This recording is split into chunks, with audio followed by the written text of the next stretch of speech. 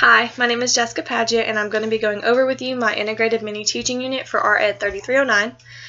The painting that I chose is Master of Ceremonies by Miriam Shapiro. She was a Canadian-American artist focusing heavily on the pattern and decoration art movement and was very influential in the world of women's rights and equality, and many of her paintings depicted women in overshadowed roles by men.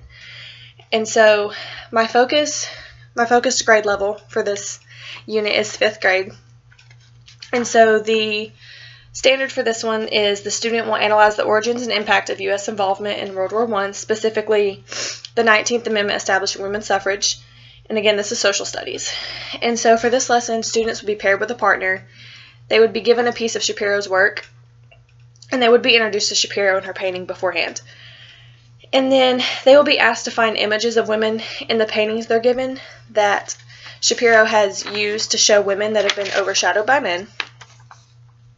They would share with their partner, have great discussions with their partner. The teacher would walk around, listen on those conversations, and assess for where her students are at. And then, as a whole, they would come back together as a class, and they would be asked, can you think of a time in history when women had to fight for their rights or equal treatment? And students would be able to share their answers, and they would be asked to share specific women that they thought of. So I'm sure lots of students would say things like Amelia Earhart, Eleanor Roosevelt. And then as a closing, to kind of ticket out the door activity, students would be asked to write on a sticky note, a note card, scratch sheet of paper, why they think the 19th Amendment was important then and why it's still important in today's society. And so then my second lesson focuses on language, arts, and aesthetics. And so again, children would be introduced to the painting. And then for aesthetics, I would ask the children the 3 following questions. What colors do you see and how do they make you feel? What do you think the artist is trying to say? And does the artist do a good job in getting their message across to you? And then the standard for this one is write informative, explanatory text to examine a topic and convey ideas and information clearly. So for this one, students will be briefly asked to share their answers to the previous 3 questions in a think, pair, share type setting. They could do this with just a single partner. They could do this with their small group, depending on how you have your classroom situated. They could do it with the whole table. And then students would be given a brief time to share with the whole class if they chose to.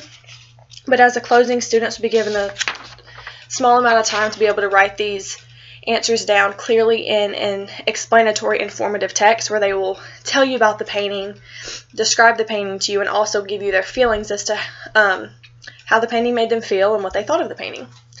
My third lesson is focusing on math, and my standard was analyze patterns and relationships. This painting didn't have a lot of recognizable shapes, but there were very subtle areas in the painting where you could see patterns and very distinct shapes. And so I thought this would be a good painting to get children to really think like they have to look for the shapes in these patterns.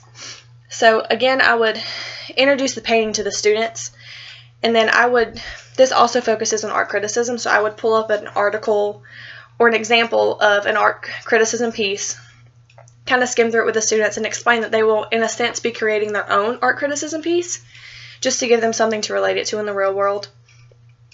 And then I would ask them the 4 following questions. What types of images do you recognize? Do you see any geometric shapes or patterns in the painting? What is the story of this painting? And did the artist do a good job of sending a message to you? So the first 3 questions are kind of noticing what's in the painting, why are they in the painting, and then do you think the artist did a good job, which is what an art critic would do. And then students will be asked to work with a small group, and they will be asked to formulate answers to these 4 questions as a group, and then they would give a short presentation to the class of their critique of the artwork. And then at the end, students would again share their responses, and then they would be given another copy of work. Some would contain patterns, some would contain shapes, or some would contain both. And then students will work individually by themselves to identify those patterns and or shapes, and then they would construct their own patterns so that you can just see that they have a formal grasp of what those patterns actually are. And then they would turn that into the teacher at the end of the class. And then my final lesson, which is my favorite, is science, and it deals with an art project as well, which is why I think I like it so much. And again, I would introduce the painting to the students, and I would ask them, what do the colors and shapes at the bottom of the page make you think of? And so the bottom of this artwork is very fiery and red and orange and yellow. And so I would allow students to share their answers, and then I would explain that when I look at that painting, I see fire. And so the science standard is students will identify surface features of the earth caused by constructive and deconstructive processes. And then as the visual art standard that goes along with this is the creating anchor standard number 2, which is organize and develop artistic ideas and work. So for this particular lesson, I would first begin by giving a brief overview that fire is one of those constructive and deconstructive processes that shapes the landforms around us. It's very deadly. It kills animals, plants, causes lots of destruction, and then you could even tie that into current events and show them the current wildfires that happened in North Georgia, South Carolina, and Tennessee. You could tie that in and show them any articles, pictures, videos that you might be able to find. But then you can also explain that it can be very beneficial. It allows for new growth to happen. It replenishes all the nutrients in the ground, which is fascinating to kids because it looks to be so destructive, but it's actually very helpful to the environment. And so for their art project, students would be given a sheet of paper, and they would use crayons for this. I would ask them to draw any type of landform, such as a forest, mountains, just a field, if they wanted to draw that.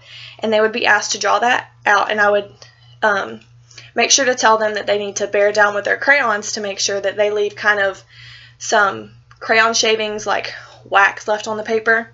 And then once they're finished with their artwork, they would bring it to me and explain what their artwork is depicting, like what is this scene, what is this landform that you've drawn. And then I would take a blow dryer, and you would blow from the top and from the bottom, so you would need 2.